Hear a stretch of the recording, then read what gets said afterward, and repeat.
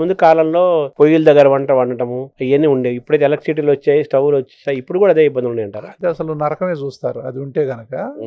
దానివల్ల సిఓపిడి అనేటటువంటి జబ్బు వచ్చేది ఒకప్పుడు వంట చెరుకు వల్ల.